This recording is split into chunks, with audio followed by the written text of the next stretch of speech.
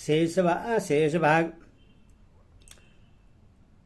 12 दिनों बाद अन्न ग्रहण करता है तथा कभी 1 मास तक कुछ नहीं खाता, कभी सदा फल मूल का ही भोजन करता, कभी पानी या हवा पीकर रह जाता, कभी तिल की खली और दही का ही आहार करता और कभी कभी गोबर मूत्र साग फूल और सेवार सूखे पत्ते अथवा पेड़ से गिरे फलों को ही खाकर या जल का आचमन मात्र करके जीवन निर्वाह करता है। इस प्रकार सिद्धि पाने की इच्छा से वह नाना प्रकार के कठोर नियमों का पालन करता है।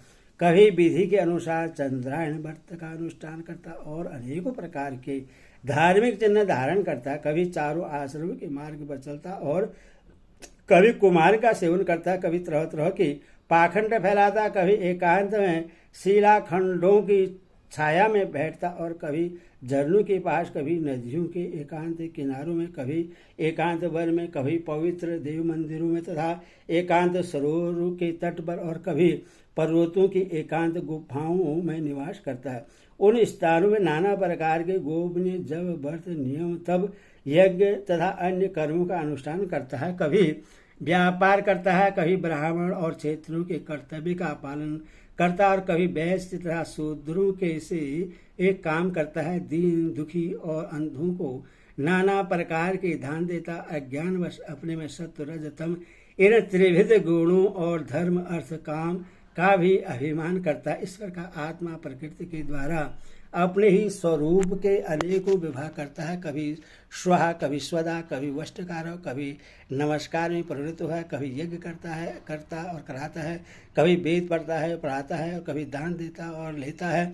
इसी प्रकार दूसरे दूसरे कार्य भी क्या करता है, कभी जन्म लेता, कभी मरता, कभी विवाद और संग्राम में प्रवृत्त रहता है। विद्वान पुरुषों का कहना है कि यह सब शुभाशुभ कर्म मार्ग हैं। जगत की सृष्टि और प्रलय प्रकृति देवी का ही कार्य है।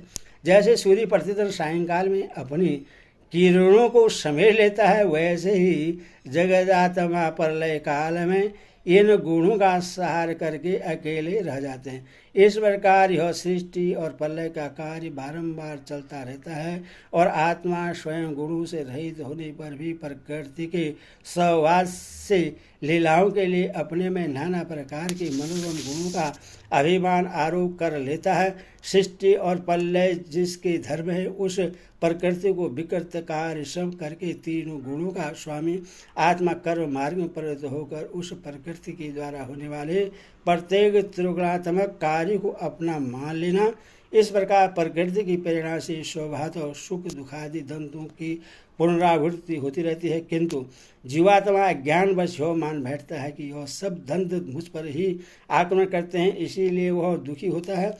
वह लिंग शरीर से हीन होने पर भी अपने को उससे युक्त मानता है तथा कालधर्म मृत्यु से रहित होकर भी अपने को कालधर्मी मरणशील सत्व से भिन्न होकर भी सत्वरूप और तत्व से रहित होकर भी तत्व स्वरूप समझता है। वह यदि भी क्षेत्र से विलक्षण है तो भी अपने को क्षेत्र मानता है। सृष्टि से उसका कोई संबंध नहीं है तो भी समूह से सृष्टि को अपने ही समझता है। वह कहीं गमन नहीं करता तो भी अपने को आने जाने वाला मानता है।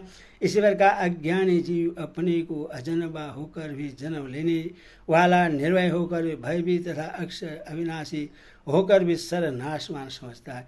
इस तरह अज्ञान के कारण और ज्ञानी पुरुषों का संग करने से जीव का निरंतर पतन होता है और उसे करोड़ों बार जन्म लेने पड़ते हैं।